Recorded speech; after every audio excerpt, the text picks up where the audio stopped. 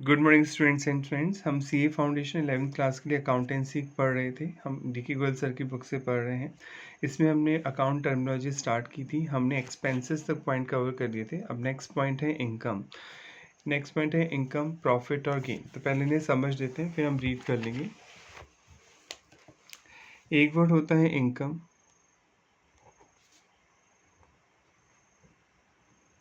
एक वर्ड होता है प्रॉफिट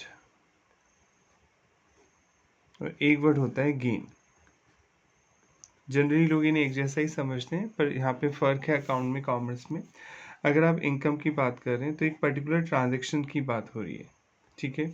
एक पर्टिकुलर ट्रांजैक्शन की बात की जा रही है। जैसे सपोज मैंने ये पेन 10 रुपये में परचेज़ किया और मैंने इसे 15 रुपीज़ में सेल किया। तो एक पर्टिकुलर ट्रांजैक्शन की आप बात कर रहे हैं, पूरे साल की बात नहीं कर रहे हैं, पूरे महीने की बात नहीं कर रहे हैं। एक पर्टिकुलर ट्रांजैक्शन की बात कर रहे हैं। ट्रांजैक्शन मतलब जिसमें पैसा आ रहा है या जा रहा है, बिजनेस में कोई एक्टिविटी हो रही है, उसे आप बिजनेस ट्रांजैक्शन बोलते हैं। आप पढ़ चुके हैं। तो जो 5 रुपये का प्रॉफिट हुआ इंडिविजुअली उस ट्रांजैक्शन में, ये इनकम है। यानी एक पर्टिकुलर ट्रांजैक्शन में जो प्रॉफिट हो रहा है उसकी बात की जा रही है, वो इनकम होती है। प्रॉफिट मतलब एक पर्टिकुलर पीरियड की बात हो रही है। जैसे आपका अप्रैल से शुरू होता है फाइनेंशियल ईयर इंडिया में और मार्च में एंड होता है, तो आप पूरे 12 मंथ की इनकम मतलब पूरे 12 मंथ की इनकम को ऐड कर रहे हैं और एक्सपेंस को डिडक्ट कर रहे हैं कि भाई हमारी सेल हुई है पूरे साल भर में 10 करोड़ और हमारे खर्चे हुए, एक्सपेंस हुए साल भर में 8 करोड़। तो ये 2 करोड़ जो हुआ ये प्रॉफिट है। तो प्रॉफिट एक वाइड टर्म है जो ओवरऑल एक पर्टिकुलर पीरियड की पिक्चर शो करता है। इनकम एक पर्टिकुलर ट्रांजेक्शन पे आपको कितना फ़ायदा हुआ उसे बताती है। गेन मतलब कुछ एक्टिविटी ऐसी होती है बिजनेस में जो डे टू डे नहीं होती हैं, पर वो बिजनेस के दौरान हो जाती हैं। फॉर एग्जांपल आपने कोई बिल्डिंग खरीदी, बिल्डिंग फिक्स एसेट है, आप पढ़ चुके हैं, जो लॉन्ग टर्म पर्पज़ के लिए खरीदी जाती है, बेचने के मोटिव से नहीं खरीदी जाती, उन्हें फिक्स एसेट बोलते हैं। अब मान लीजिए कुछ टाइम बाद आपको ये बिल्डिंग बेचनी पड़ रही है। वैसे आपका मोटिव बिल्डिंग बेचना नहीं था, आप कपड़े का बिजनेस करते हैं, पर आपको किसी रीज़न से बिल्डिंग बेचनी पड़ रही है। तो इसको बेचने पे फ़ायदा हो सकता है। सपोज़ आपने 10 करोड़ की परचेज़ की थी और 12 करोड़ में बेच रहे हैं, तो जो 2 करोड़ का प्रॉफिट हुआ इसे गेन बोलेंगे। या आपने कोई लॉटरी का टिकट खरीदा, आपकी लॉटरी लग गई, तो वो गेन है। मतलब जो अदर देन नॉर्मल एक्टिविटी जो ट्रांजैक्शन होंगे उनमें जो फ़ायदा होगा उसे गेन बोलेंगे। जो एक पर्टिकुलर ट्रांजैक्शन की बात कर रहे हैं आप, ठीक है, बिजनेस में, तो उसमें कोई फ़ायदा हो रहा है तो इनकम बोलेंगे। और अगर आप एक पर्टिकुलर पीरियड की बात कर रहे हैं, आप ओवरऑल ब्रॉड पिक्चर देख रहे हैं कि कितना पूरे साल भर में नुकसान हुआ या फ़ायदा हुआ, उसे आप प्रॉफिट बोलेंगे। अब हम रीड कर लेते हैं। देखिए, income is different from revenue. Revenue का मतलब तो हो गया ग्रॉस सेल, टोटल जो इनकम आप कमा रहे हैं, सेल मिल, आपको सेल हो रही है, आपको कमीशन मिल रहा है, आपको इंटरेस्ट मिल रहा है, तो वो सब तो रेवेन्यू है। रेवेन्यू मतलब total gross income. Amount receive from sale of goods is called revenue. Generally जो गुड्स बेचने पे जो पैसा मिलता है उसे रेवेन्यू बोलते हैं। And cost of goods sold is called expenses. और बेचने, उस सामान को बेचने पे, जो आपने सामान बेचा है उसको खरीदा कितने पे था, बनाया कितने पे था, जो कॉस्ट आई थी वो डिडक्ट कर देते हैं, तो वो इनकम होता है, एक्सपेंस हो गया। जो कॉस्ट आ रही है गुड्स को बेचने में, वो तो एक्सपेंस हो गया। रेवेन्यू में से एक्सपेंस को डिडक्ट करते हैं तो आपकी इनकम आएगी। Surplus of revenue over expenses called income. जो आपके रेवेन्यू नहीं, सेल है, एक्सपेंसेस ज़्यादा जो हो रही है, वो आपकी इनकम मानी जाएगी। For example, the goods costing rupees 8 lakh are sold 10 lakh. आपने 8 लाख का सामान था, कॉस्ट 8 लाख की थी, यानी 8 लाख में बनाया था या ख़रीदा था, और आप उसे बेच रहे हैं 10 लाख में, तो जो 2 लाख का प्रॉफिट हो रहा है वो इनकम है, क्योंकि आप एक पर्टिकुलर ट्रांजेक्शन की बात कर रहे हैं। The sale amounting to rupees 10 lakh is the revenue and the cost amounting rupees 8 lakh is expense, and the difference between two, that is rupees 2 lakh, is the income. It can thus be expressed as, आप income को ऐसे show कर सकते हैं, revenue यानी cell minus expenses. Cell में से आपने एक्सपेंस डिडक्ट किया तो वो इनकम आ गई। प्रॉफिट, प्रॉफिट एक वाइड टर्म है। Profit it is the excess of total revenue. देखिए, टोटल रेवेन्यू की बात की जा रही है पर्टिकुलर पीरियड के लिए, एंड ओवरऑल टोटल एक्सपेंस, सारे एक्सपेंस घटाए जा रहे हैं बिजनेस के, enterprises for an accounting period. यानी अप्रैल से मार्च तक के आप सारे इनकम को जोड़िए, अप्रैल से मार्च तक के सारे एक्सपेंस को जोड़िए, फिर आप डिडक्ट करिए। तो अगर आपको प्रॉफिट मतलब सरप्लस आ रहा है, 10 सरप्लस मतलब एक्स्ट्रा इनकम हो रही है, तो प्रॉफिट है। Profit increase the investment of owner. Obviously owner को फ़ायदा होता है, उसकी कैपिटल बढ़ जाती है, क्योंकि प्रॉफिट अगर होगा तो कैपिटल इंक्रीज होती जाएगी, ऑनर को फ़ायदा होगा। Gain, gain it is a monetary benefit, ये भी पैसे में होता है। Profit or advantage resulting from event or transaction which are not the operating activity of the business, मतलब आपका डे टू डे की एक्टिविटी नहीं है, फिर भी आपको उस एक्टिविटी से फ़ायदा हो रहा है, but are incidental to business, यानी वो बिजनेस से रिलेटेड एक्टिविटी है पर वो डे टू डे की एक्टिविटी नहीं है, यानी हुआ तो बिजनेस में ही है वो फ़ायदा, पर वो डे टू डे का नहीं है। Such as sale of fix asset है, विनिंग अ कोर्ट केस, आपने कोर्ट में किसी भी केस कर रखा था, आपको कंपनसेशन मिलता है। Appreciation in the value of an asset, किसी एसेट की वैल्यू बढ़ जाती है। For example if a building costing ₹20 lakh sold 25 lakh, तो आपने बिल्डिंग बेची 20 लाख की 25 लाख में, तो 5 लाख का जो प्रॉफिट हुआ will be treated as gain on building, इसे गेन बोला जाएगा। तो आई होप आपको इनकम, प्रॉफिट और गेन में डिफरेंस समझ में आ गया होगा। अब नेक्स्ट वर्ड है लॉस, तो पहले से समझ लेते हैं। एक वर्ड होता है एक्सपेंसेस, जो आप लास्ट क्लास में हम पढ़ चुके हैं एक्सपेंसेस। एक वर्ड होता है लॉस। अब सर दोनों में क्या फ़र्क है? ठीक है, एक्सपेंसेस तो देखिए हमेशा मॉनेटरी फॉर्म में होंगे, इनसे पैसा जाएगा आपके पास। जैसे आपने किसी को रेंट पे किया तो पैसा गया, इलेक्ट्रिसिटी बिल पे किया तो भी पैसा गया। तो एक्सपेंसेस जो होते हैं वो समथिंग इन रिटर्न भी देके जाएंगे, यानी कुछ रिटर्न में भी आपको मिलेगा। जैसे आपने इलेक्ट्रिसिटी बिल का पेमेंट किया, एक तो कैश गया, कैश का आउटफ्लो हुआ, आउटफ्लो तो पैसा गया, और आपको कुछ बेनिफिट भी मिला, राइट। आपने बिजली भी यूज़ में ली, तो समथिंग इन रिटर्न होता है, यानी कुछ मिलता भी है, कुछ के बदले कुछ। आपने कैश दिया, उसके बदले आपको बेनिफिट मिला। तो एक्सपेंसेस में समथिंग इन रिटर्न ज़रूर होगा, यानी आप किसी से कोई काम करवा रहे हैं, सैलरी दे रहे हैं, तो एम्प्लॉय काम भी तो कर रहा है, और ये कैश फॉर्म में होंगे, यानी इसमें और पैसा जाएगा। जबकि लॉस का क्या मतलब हुआ? लॉस नॉन कैश होगा, इससे पैसा नहीं जाएगा। जैसे आग लग गई, ठीक है, लॉस बाय फायर हो गया, आपका स्टॉक जल गया, स्टॉक मतलब सामान जल गया, लॉस बाय फायर। तो पैसा तो नहीं गया, कैश का आउटफ्लो तो नहीं हुआ, पर आपको नुकसान तो ही गया। आपके पैसे जो आपने लगाए थे उस स्टॉक को खरीदने में, सामान को खरीदने में डूब गए, तो लॉस नॉन कैश होगा एक तो, ठीक है। इससे समथिंग इन रिटर्न नहीं मिलेगा, आपको कुछ इससे मिलेगा नहीं, आपको नुकसान हो जाएगा। या फिर इसको ऐसे भी एक लॉस उसे ही माना जाता है कि आपकी साल भर की इनकम को ऐड करी, साल भर के एक्सपेंस को लेस करी, तो जो अगर माइनस में आ रहा है, जैसे आपकी इनकम है 10 करोड़, साल भर के खर्च हो गए 12 करोड़, तो 2 करोड़ ज़्यादा खर्चा हुआ, इसे भी लॉस बोलते हैं। तो लॉस दो केस में हो सकता है, एक तो नॉन मॉनिटरी फॉर्म में होगा, यानी नॉन कैश फॉर्म में होगा, यानी आपको कोई नुकसान हो जाएगा, पैसा तो नहीं जाएगा पर नुकसान हो जाएगा, और समथिंग इन रिटर्न नहीं मिलेगा। जबकि एक्सपेंसेस में कैश जाएगा, आपके पास से पैसा जाएगा, कैश का आउटफ्लो होगा, और समथिंग इन रिटर्न होगा, यानी कुछ के बदले कुछ मिलेगा आपको। और दूसरा लॉस इसे भी बोलते हैं कि जो साल भर की रेवेन्यू है उसमें से अगर आपके एक्सपेंस एक्सीड हो गए तो उसे भी लॉस बोला जाता है। तो पढ़ लेते हैं।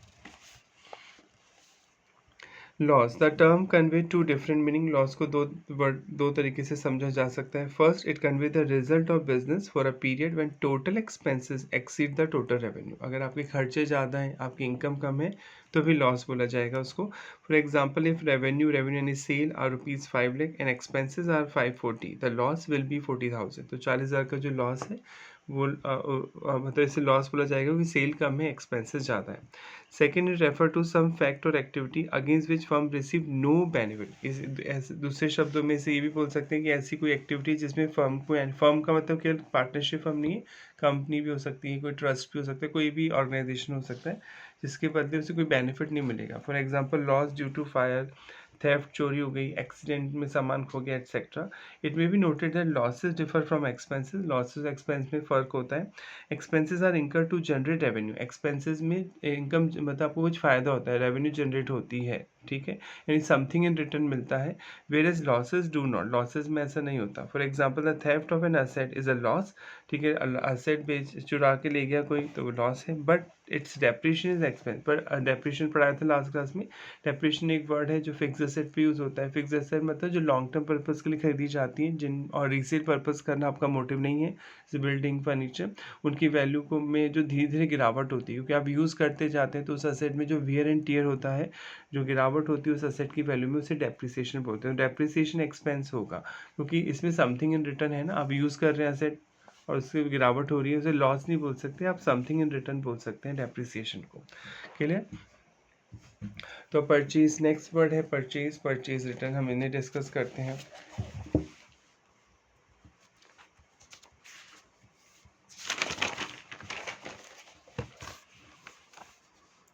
परचेज, परचेज को बोलेंगे सामान खरीदना। एक वर्ड है purchase return.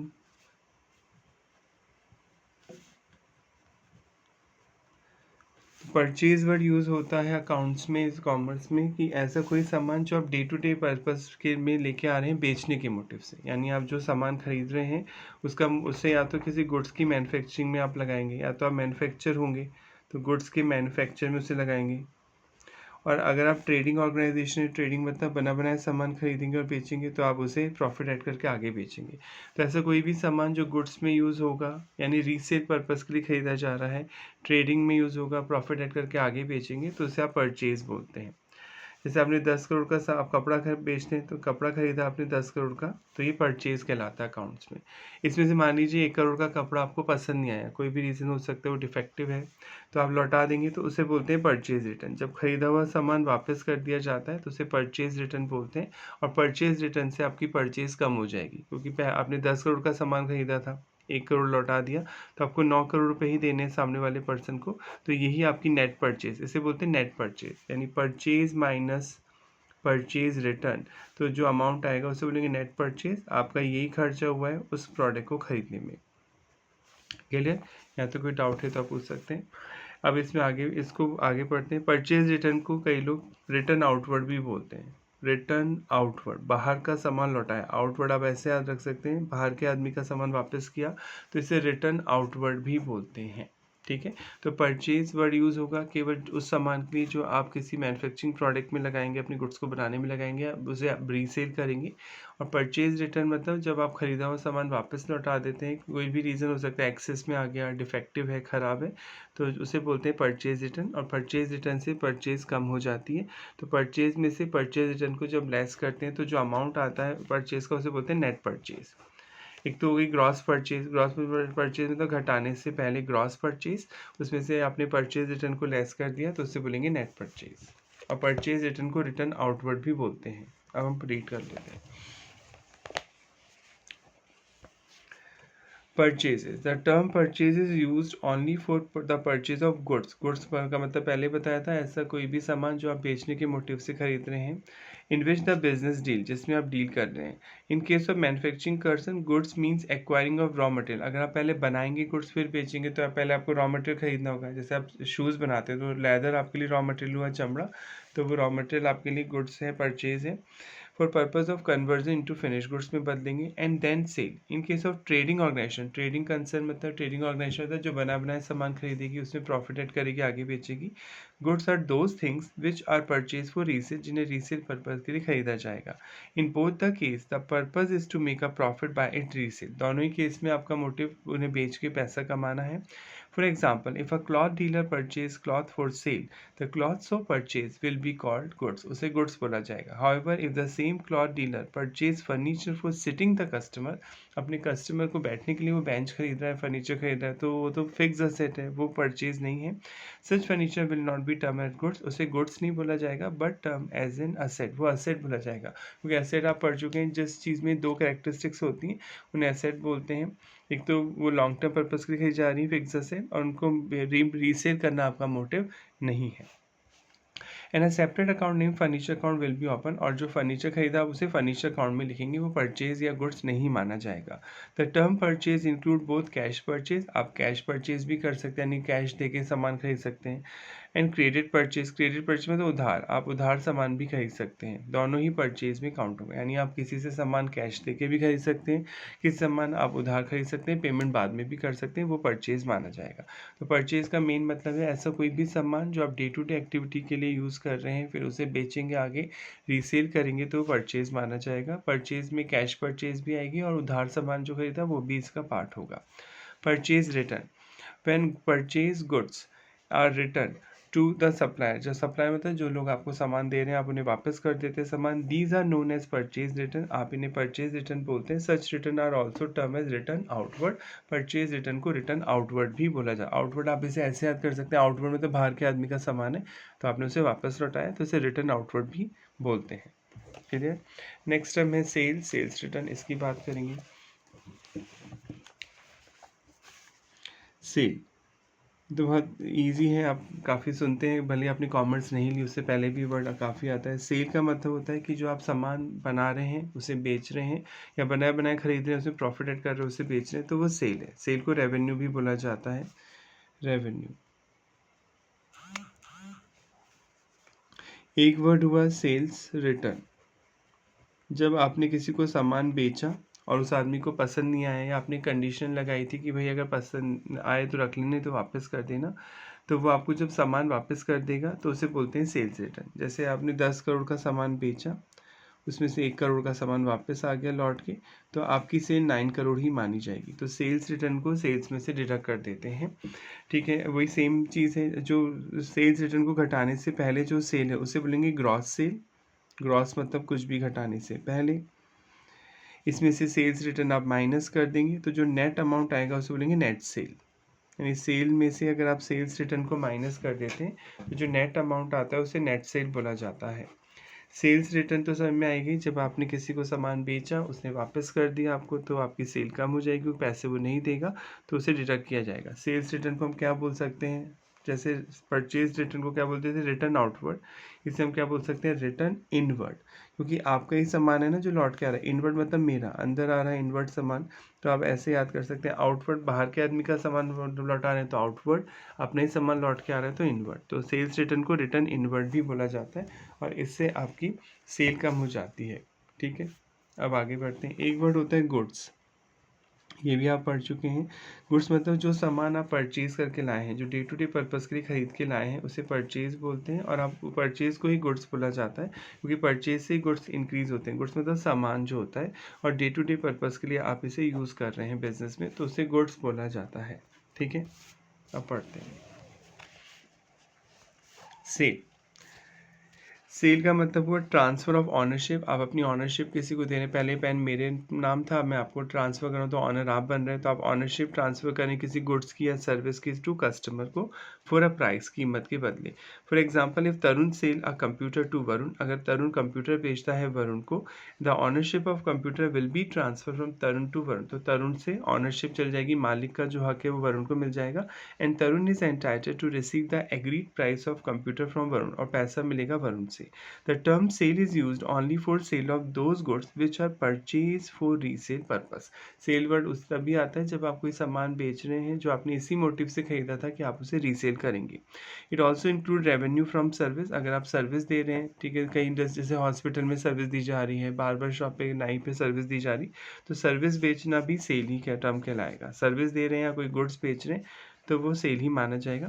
The term sale is never use for sale of asset. Asset बेचने के लिए सेल वर्ड यूज़ नहीं होता है, ठीक है, क्योंकि असेट आपने बेचने के मोटिव से नहीं खरीदी थी, वो अलग बात है कि बेचना पड़ गया, पर आप उसे सेल वर्ड असेट के लिए यूज़ नहीं करेंगे। ठीक है, उसे बोलेंगे कि हाँ आपने बेचा है, सेल की है, पर जब भी कोई आपसे कोई सेल वर्ड यूज़ करता है तो आपके माइंड में क्लिक होना चाहिए उसी सामान की बात कर रहा है जिसमें वो बिज़नेस कर रहा है। जैसे कपड़े का बिज़नेस कर रहे हैं तो डे टू डे जो आप कपड़ा बेच रहे हैं उसके लिए ही आएगा sale word. For example, if a cloth dealer sell cloth, it will term as sale, उसे सेल बोला जाएगा। If the same cloth dealer sell old furniture typewriter, it will not term as sale, उसे sale नहीं बोला जाएगा। हाँ, income होगी, बेचने पैसा तो आएगा, पर वो सेल नहीं है। सेल का मतलब है वही सामान जो डे टू डे पर्पज़ के लिए खरीदा और बेचा जा रहा है। खरीदने को परचेज या गुड्स बोलेंगे, और बेचने को सेल बोलेंगे। The term sale include both cash and credit sale. इसमें उधार सामान बेच रहे किसी को, क्रेडिट सेल, तो भी वो सेल ही है, पैसा वो 2 महीने 3 महीने बाद देगा जो भी है, और कैश सेल भी इसमें आएगी। तो सेल वर्ड तभी यूज़ होगा जब आप कोई सामान रीसेल कर मोटिव से बेच रहे हैं, तो आप उसको बेचने पे सेल बोलेंगे। तो और सेल में कैश सेल भी आएगी और क्रेडिट सेल भी आएगी। सेल्स रिटर्न, रिटर्न इनवर्ड, जब आपका सामान लौट के आ जाता है, the customer might return the goods sold to them, customer कई बार सामान लौटा सकते हैं बिका हुआ। These are term as sales return, उन्हें सेल्स रिटर्न या रिटर्न इनवर्ड बोला जाता है कि हमारा सामान लौट के आ गया। इनवर्ड मतलब अंदर का सामान आया, ठीक है, आउटवर्ड मतलब बाहर का सामान गया। ठीक है, तो ये आप इसे ऐसे याद कर सकते हैं, रिटर्न आउटवर्ड यानी परचेज रिटर्न, रिटर्न इनवर्ड यानी sales return. Goods, goods include all those things, इसमें वो सारा सामान आएगा which are purchase for resale, जिन्हें आपने रीसेल पर्पज के लिए खरीदा था, और which are use for producing the finish good, जिनसे आप फिनिश गुड्स बनाएंगे, which are also meant to be sold, जिन्हें आप बेचेंगे।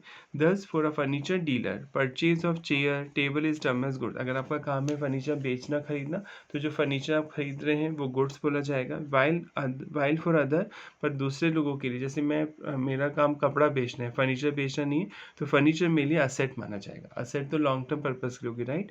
Similarly for a stationery trader, stationery is goods, stationery का ट्रेडर है, आप स्टेशनरी बेच रहे हैं तो गुड्स है। Whereas for other is expense, दूसरे लोगों के लिए स्टेशनरी खरीदना, पेन कॉपी टाइप कोई भी कैलकुलेटर वगैरह खरीदना हमारे लिए एक्सपेंस है। यानी जो बंदा डे टू डे की चीज़ जिसमें वो डील कर रहा है उसे गुड्स बोलेंगे आप, ठीक है। नेक्स्ट टॉपिक है स्टॉक और स्टॉक इन ट्रेड, इससे संबंधित स्टॉक और स्टॉक इन ट्रेड। स्टॉक का मतलब होता है कि स्टॉक इन ट्रेड का मतलब जो सामान आपने बेचने के मोटिव से खरीदा, जो गुड्स आपने बेचने के मोटिव से खरीदा है उसे आप स्टॉक बोलते हैं, जो बच जाता है। जैसे मैंने 10 करोड़ का सामान खरीदा, इसमें से 8 करोड़ का बिक गया, तो जो 2 करोड़ का बच गया उसे आप स्टॉक बोलते हैं, ठीक है। उसे स्टॉक वर्ड नाम दिया जाता है। स्टॉक इन ट्रेड मतलब जो बना बनाया सा आपने खरीदा है बेचने के मोटिव से, उसे स्टॉक इन ट्रेड बोलते हैं। और एक वर्ड होता है इन्वेंट्री, तो लोग इनको एक ही समझते हैं पर फ़र्क है, स्टॉक और इन्वेंट्री में फ़र्क होता है। इन्वेंट्री एक ब्रॉड टर्म है, इसमें तीनों तरीके का सामान आता है। अब तीनों तरीके का सामान कौन सा होता है, मान लीजिए आप कोई बिजनेसमैन है, आप कोई प्रोडक्ट बनाते हैं और बेचते हैं, तो सबसे पहले आपको एक रॉ मटेरियल खरीदना पड़ेगा, जैसे लेदर, आप शूज़ बनाते हैं तो चमड़ा खरीदना पड़ेगा, तो चमड़ा जो हो गया लेदर, वो रॉ मटेरियल हो गया आपके लिए कच्चा सामान। फिर आप उसे काम कन्वर्ट करेंगे, शूज़ बनाएंगे, तो ज़रूरी थोड़ी सारे शूज़ एक साथ बन जाएँ। हो सकता है कुछ शूज़ अंडर प्रोसेस हो, उन पे काम करना बाकी हो, और आपका ईयर एंड हो जाए, 31 मार्च आ गई, तो आपके कुछ शूज़ ऐसे हो सकते हैं जो थोड़े बन गए, थोड़े बनने बाकी हैं, ठीक है। जैसे कोई शूज़ बन तो क्या, पर उसमें डिज़ाइनिंग बाकी है, उसमें सोल लगाना बाकी है, लेस लगाना बाकी है, तो उन गुड्स को बोलते हैं semi finish goods. Semi finished goods, उन्हें सेमी फिनिश गुड्स बोलते हैं। कई लोग WIP बोलते हैं, शॉर्ट में वर्क इन प्रोग्रेस, उन पे अभी काम चल रहा है, वो पूरी तरह से बना नहीं है सामान। और एक वर्ड होता है finish goods, finish goods.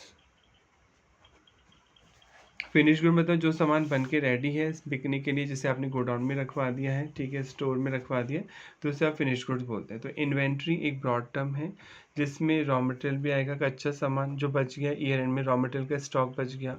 Semi finish good जो थोड़े बन गए, थोड़े बनने बाकी हैं, वो भी इन्वेंट्री का पार्ट है। और फिनिश गुड्स मतलब जो बन के रेडी हैं, रेडी टू सेल है, उन्हें आप फिनिश गुड्स बोलते हैं। तो इन तीनों के कंबाइंड टोटल को इन्वेंट्री बोलते हैं। तो इन्वेंट्री में स्टॉक भी अपने आप आ जाएगा। स्टॉक मतलब जो बना बनाया सामान खरीदा वो भी इसी का पार्ट है। स्टॉक जो हमने बना बनाया सामान खरीदा बेचने के मोटिव से, वो तो आएगा ही इन्वेंट्री में। इसके अलावा जो रॉ मटेरियल खरीदा, जो WIP है, जो सेमी फिनिश गुड्स हैं, वो भी इन्वेंट्री का पार्ट है, और फिनिश गुड भी इन्वेंट्री का पार्ट है। तो स्टॉक और फिर इन्वेंट्री को एक नहीं मानेंगे आप। स्टॉक एक नैरो वर्ड है, इन्वेंट्री एक ब्रॉड वर्ड है जिसमें सभी तरह का स्टॉक आता है, चाहे वो कच्चे सामान, स्टॉक मतलब जो बच गया एंड में, चाहे वो कच्चे सामान का स्टॉक हो, चाहे वो सेमी फिनिश गुड्स हो, चाहे फिनिश गुड्स हो। अब हम पढ़ लेते हैं।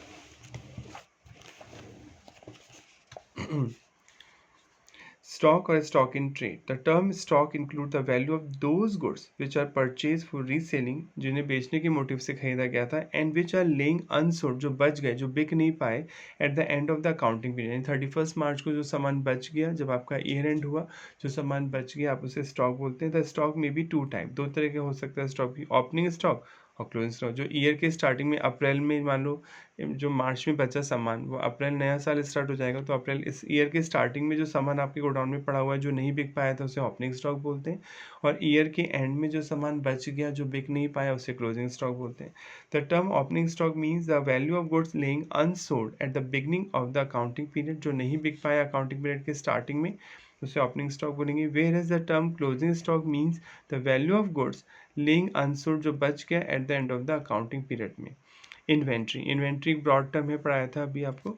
इन case of manufacture there can be opening closing inventory of 4 type. 4 तरीके का सामान आपके पास में हो सकता है। अगर आप बनाते हैं पहले कोई सामान फिर बेचते हैं तो आपके पास इस तरह का स्टॉक यानी सामान बच सकता है ईयर के एंड में।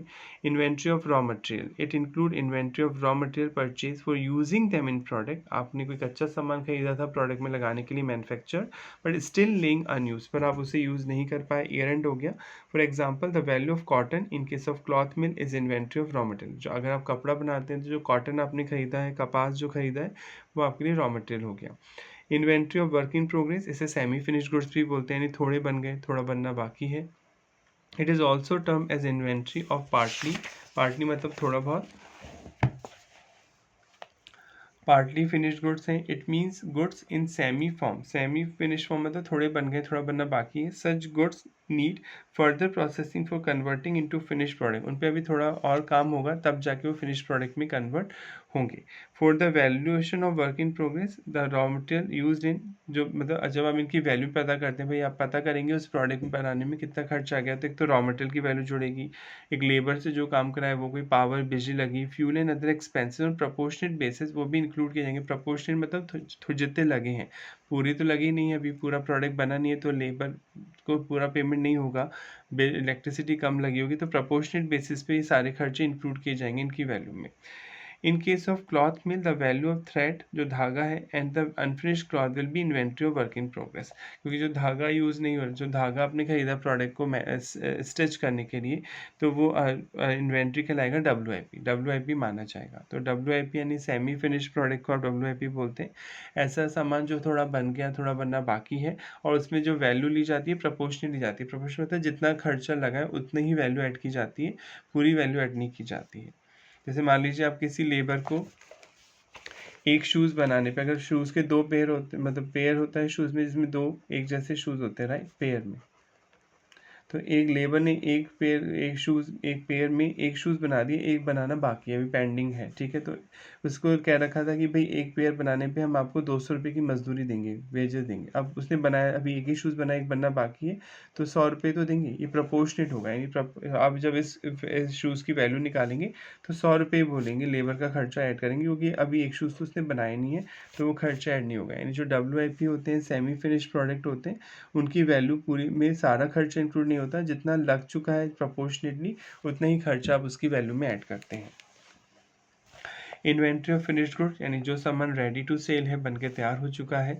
It include the inventory of those goods which have been completely process, जो पूरी तरह से बन चुके हैं, and are ready for sale, जो बिकने के लिए रेडी है, but are still lying unsold at the end of the counting period, पर जो आपके गोडाउन में पड़े हुए बिक नहीं पाए हैं, उन्हें फिनिश गुड्स की इन्वेंट्री बोलते हैं, stock. In case of cloth mill the value of finish cloth will be value of inventory of finish good, तो जो कपड़ा नहीं बिक पाया ईयर के एंड में, उसे आप फिनिश गुड्स का स्टॉक बोलेंगे, इन्वेंट्री बोलेंगे। Inventory of stock in trade, ये नाम से पता चल रहा है कोई भी सामान जो आपने बना बनाया खरीदा है, stock in trade. It include the value of those good which are purchase for reselling. अगर स्टॉक इन ट्रेड की बात की जाए तो जो वैल्यू है, जो बेचने के लिए खरीदा है सामान, बना बनाया है ऑलरेडी, तो उसे आप स्टॉक इन ट्रेड बोलते हैं। क्लियर यहाँ तक। अब नेक्स्ट हेडिंग है कैलकुलेशन ऑफ क्लोजिंग इन्वेंट्री, यानी जो सामान बिकने से रह जाता है उसकी वैल्यू कैसे निकाली जाती है, उसे कैसे कैलकुलेट किया जाता है, वो यहाँ पे आपको बता रखा है। देखिए, to ascertain the value of the closing inventory, जब आप क्लोजिंग स्टॉक की वैल्यू निकाल रहे हैं, इन्वेंट्री या स्टॉक बोल सकते हैं, a complete list of all the item in the godown together with their quantities prepare. तो आप जो गोडाउन एक लिस्ट बनाते हैं कि गोडाउन में क्या क्या सामान बचा हुआ है और उसकी क्या क्या वैल्यू है। Also the separate list should be prepare for raw material, उसमें से पता करते हैं कि रॉ मटेरियल कितना बचा हुआ है, कच्चा सामान, सेमी फिनिश गुड यानी WIP, थोड़ा बन गया, थोड़ा बनना बाकी है, वो कितने का है सामान, फिनिश गुड जो बिल्कुल बन के तैयार है, स्टॉक इन ट्रेड जो बना बनाया सामान खरीदा था, इनकी वैल्यू बनाते हैं और चार्ट बनाते हैं कि कितनी क्वांटिटी बची है, कितना सामान है और उसकी क्या वैल्यू है। Care should be taken that the following goods are not including the list of inventory, यानी ये सामान इन्वेंट्री में नहीं आएगा, यानी आप इसे स्टॉक का पार्ट नहीं मानेंगे। पहला, goods which have been sold but remain undeliver, यानी कोई सामान है जो आपने बेच तो दिया पर अभी डिलीवर नहीं किया। जैसे मान लीजिए आपके पास 100 केजी गुड्स रखा हुआ है गोडाउन में, इसमें से आपने 80 केजी बेच दिया है, बिल बन गया है, पेमेंट आ गया, पर अभी डिलीवरी नहीं करी है, तो ये आपका स्टॉक नहीं है ना, ये तो बिक गया है। तो आपका क्लोजिंग स्टॉक जो बचा वो 20 केजी का ही बचा। तो जो सामान बिक तो गया है पर डिलीवर नहीं हुआ है अभी, वो आपके स्टॉक का पार्ट नहीं, वो सेल का पार्ट है, वो बिक चुका है। तो जो बचा है उसे ही आप स्टॉक बोलेंगे, ठीक है। नेक्स्ट, गुड्स परचेज हो चुका है, receive but which have not been recorded in the purchase book. मतलब परचेज तो हो गया सामान, रिसीव भी हो गया, पर उसे परचेज बुक में एंट्री नहीं हुई। जैसे सपोज पहले जब सामान आता है, ठीक है, इसे ध्यान से समझ लें इस चीज़ को। जब कोई सामान आप खरीदते हैं तो गुड्स परचेज हो गया, आपने पैसे दे दिए, बिल बन गया, गुड्स परचेज हो गया। अब वो गुड्स आपके फैक्ट्री में या गोडाउन जहाँ पे भी आप रखते हैं वहाँ आएगा, तो वहाँ एक गेट कीपर होगा। गेट कीपर होता है गार्ड। वो जो बिल आपने सामान मंगवाया उसे चेक करेगा कि हाँ इतनी क्वांटिटी का आया है, इतनी वैल्यू का है, वो चेक करेगा। अब उस गेट कीपर ने सामान अपने रूम में रखवा लिया। एक होता है परचेज डिपार्टमेंट, हर ऑर्गेनाइजेशन में एक परचेज डिपार्टमेंट होता है। जब गेट कीपर चेक कर लेता है सामान, फिर वो सामान चेक करने के बाद परचेज डिपार्टमेंट में जाता है, फिर वो रिकॉर्ड होता है कि हाँ हमने इतना सामान खरीदा। पर मान लीजिए अभी सामान परचेज भी हो गया, रिसीव भी हो गया, पर गेट कीपर ने अभी ये सामान परचेज डिपार्टमेंट में भेजा ही नहीं है। तो जब तक परचेज डिपार्टमेंट में नहीं आएगा उसे आप परचेज नहीं मान सकते हैं, ठीक है, वो गेट कीपर के पास ही है, तो ये स्टॉक में ऐड नहीं होगा। सपोज ये 2 करोड़ का सामान है, पर ये परचेज में ऐड नहीं होगा, परचेज में नहीं ऐड होगा तो स्टॉक की वैल्यू में भी नहीं आएगा, ये स्टॉक नहीं माना जाएगा। कि आप ये नहीं बोल सकते बिका नहीं है इससे स्टॉक हो गया। तो जो सामान आप खरीद तो चुके हैं, रिसीव भी हो चुका है आपको, पर वो अभी तक परचेज बुक में है। परचेज बुक मतलब एक बुक मेंटेन करता है परचेज डिपार्टमेंट की कौन कौन सा सामान हमने खरीदा, उस बुक में एंट्री नहीं हुई, एंट्री मतलब रिकॉर्ड नहीं हुआ वो ट्रांजेक्शन, तो वो स्टॉक का पार्ट नहीं होगा। तो ये 2 चीज़ें स्टॉक का पार्ट नहीं है। एक तो वो सामान जो आपके गोडाउन में रखा हुआ है पर वो बिक चुका है, अभी डिलीवर नहीं हुआ है, तो वो स्टॉक में नहीं माना जाएगा। एक वो सामान जो परचेज़ हो चुका है, आपके पास रिसीव भी हो गया, पर अभी तक परचेज़ बुक में यानी परचेज़ डिपार्टमेंट में उसकी एंट्री नहीं हुई, तो वो स्टॉक का पार्ट नहीं होगा। Next, following goods should be include in the list of inventory, पर ये सामान इन्वेंट्री में माना जाएगा, यानी आपके स्टॉक में ऐड होगा ये सामान जो आप पढ़ने जा रहे हैं। Good send to customer on sale or return basis, ठीक है, good sale or customer on approval basis या रिटर्न बेसिस। सब देखिए ध्यान से, मेरे पास 100 करोड़ का सामान है जो, ठीक है, इसमें से मैंने 80 करोड़ का सामान तो बेच दिया, तो ये तो सेल हो गई। सेल हो गई तो मेरे पास 20 करोड़ का सामान बचा स्टॉक। इसमें से 5 करोड़ का सामान मैंने कस्टमर को बेचा है और उसको बोला है कि भैया 2 महीने का टाइम मैं तुम्हें दे रहा हूँ, 2 महीने में अगर पसंद आ जाए तो पेमेंट कर देना, नहीं तो सामान वापस लौटा देना। तो मैंने कोई सामान बेचा है अप्रूवल बेसिस पे, इसे बोलते हैं goods send for approval basis. आप इसे सेल नहीं बोल सकते ना, क्योंकि मुझे क्या पता वो लौटा देगा, तो इसे सेल नहीं बोलते, इसे गुड बोलते हैं good send for approval basis या रिटर्न बेसिस। तो अब क्वेश्चन उठता है क्या इसे सेल बोल सकता हूँ मैं? नहीं, सेल अभी नहीं बोल सकता ना, क्योंकि जब अभी तक मुझे कंफर्मेशन नहीं मिली। हाँ, अगर वो मुझे कंफर्म कर देता है कि हम ये सामान खरीद रहे हैं और 5 करोड़ रुपये वो देगा, तो मेरे पास 15 करोड़ का ही सामान बचेगा, तो मैं इसी को क्लोजिंग स्टॉक बोलूँगा अपना, कि मेरे पास ये इतना ही पड़ा हुआ है गोडाउन में।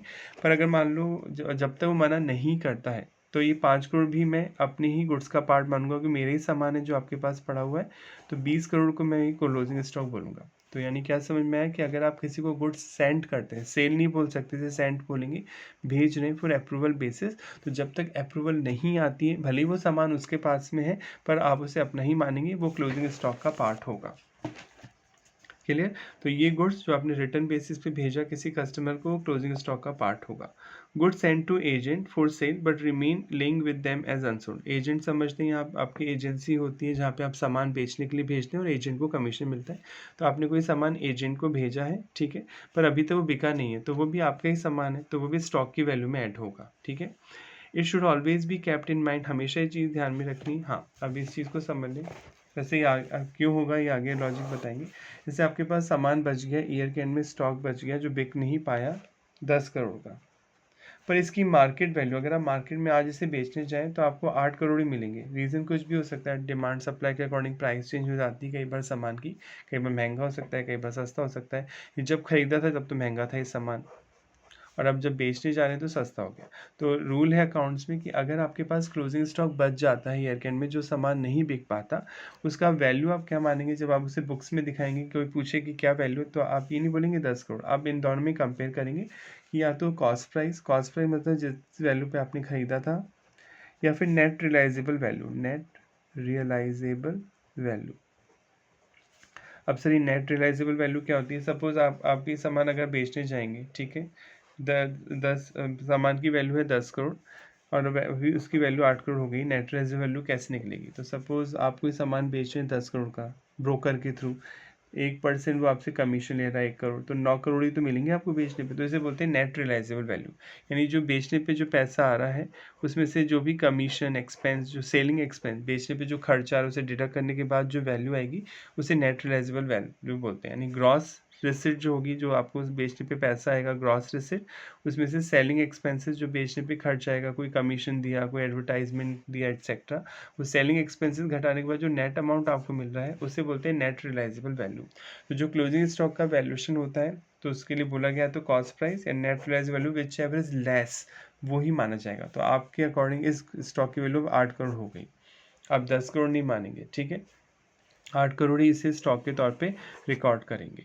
तो जो क्लोजिंग स्टॉक होता है ईयर में, जो स्टॉक बच जाता है, उसकी वैल्यू आप कैसे दिखाएंगे?